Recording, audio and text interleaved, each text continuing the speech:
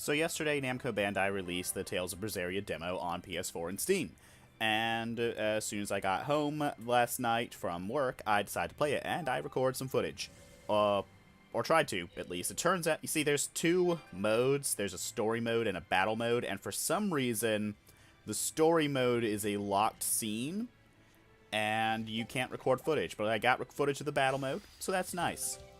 A bit of background, Tales of Berseria is the latest game in Namco Bandai's Tales series, which is a fun little JRPG series about with real-time combat, and honestly, it's just my second favorite JRPG franchise.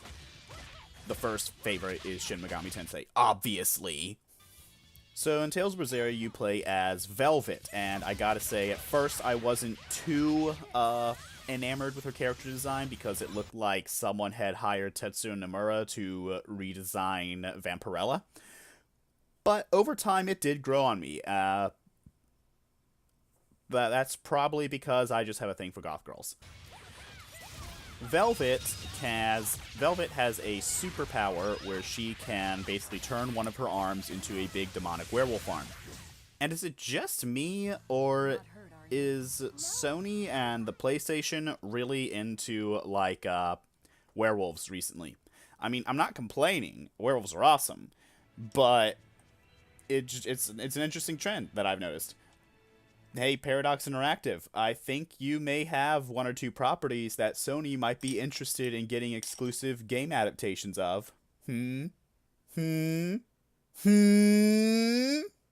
Anyway, so while the story part of the demo is pretty bare bones, honestly, both sides of the demo are pretty bare bones. The story side is basically you're looking for this dude, a Norman. If you played Tales of Berseria, you know what Normans are. They're like little teddy bear spirit things.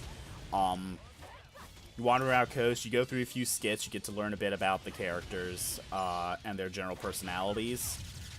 And then you find the Norman you're looking for, and you fight a monster, and it just ends. There's no real, like, closing scene. There's nothing that, like, sets it.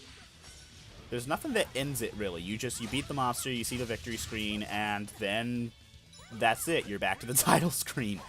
The battle mode is very much the same. You're basically running around this marsh. Your goal is to kill the two boss monsters in the area, and once you do, you're back to the title screen. One thing that the battle mode does have that the story mode did not is this Geo board, which is like a magical skateboard thing that you can fly around on, and it's very silly, but I really enjoyed it. It's a great way to sort of move around real quickly to avoid enemies if you don't want to deal with them. It's just really fun. Another thing that's interesting about this is that both modes there are these little glowing things you can gather up, and if you gather enough, you can unlock a chest that's hidden in an area, and unlocking the chest will get you like a little bonus. I only found the one in the battle mode area, and it gave me a pirate hat that I put on Velvet so she could pirate around. So that's fun. What surprised me about this, I haven't really been paying all that much attention to the press release, to like the press and stuff leading up to this game, but what surprised me is that the battle system is very different from what I'm used to with other Tales games.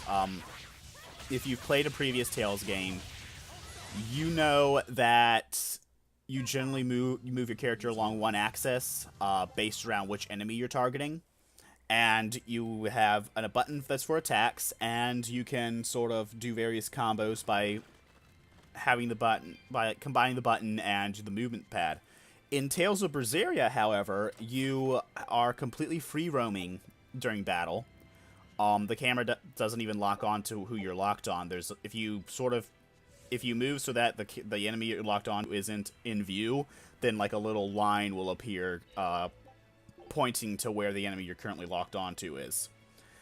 And all the attacks are mapped to the face buttons. So you take your arts and you map them to triangle or circle or X or square. or if you're playing on PC, you'd use a gamepad. I have no idea how they'd manage to use this with keyboards. Zestiria worked really well on keyboard and mouse, I found, but I have no idea how they'll be able to replicate that in Berseria. I think a gamepad is pretty much going to be required for this if you get the Steam version. I wasn't sure how Mystic Arts worked. I noticed on the control screen that you can activate a Mystic Art with L2, but I couldn't get to activate. I tried various things. I tried holding it. I tried hitting it in the middle of a combo. I tried getting my blast gauge up to max. I tried getting my soul level up to max. That's another thing in this game. It sort of uses the ability points thing from Graces, but replaces it with souls. And the thing is, if you run out of souls and you try to attack, then you basically your attack gets deflected. But souls regenerate, so that's cool, and they regenerate pretty quickly. This fight is over. If you have at least 3 souls, I can't remember how it worked exactly, but I think if you had at least 3 souls at a time, you could use R2 in order to activate Velvet's demon werewolf arm thing. And that would put you in a mode where you basically in a super mode for brief period of time.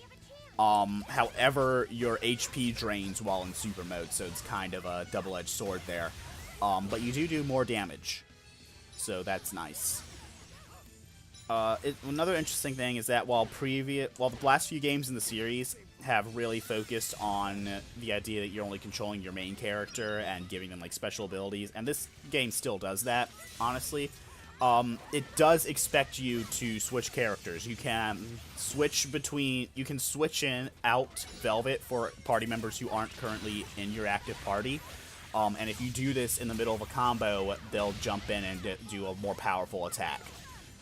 So that's also really nice. I'm not sure. I'm still kind of lukewarm on the new combat system. It feels kind of button mashy to me right now, but that's probably because I'm just not used to it. But yeah, I am definitely looking forward to Tales of Berseria. It comes out, I believe, in 2 weeks, I want to say. I think it's the 20-something. Oh, yeah, 2 weeks. Come on, put up some fight. So yeah, that's all I got. This is a pretty fun demo. Try it out. Both scenarios take like 20 minutes to do. It's like 40 minutes total in content, so just download if you got PS4 or Steam or whatever. Download it, try it out, see if you like it or not.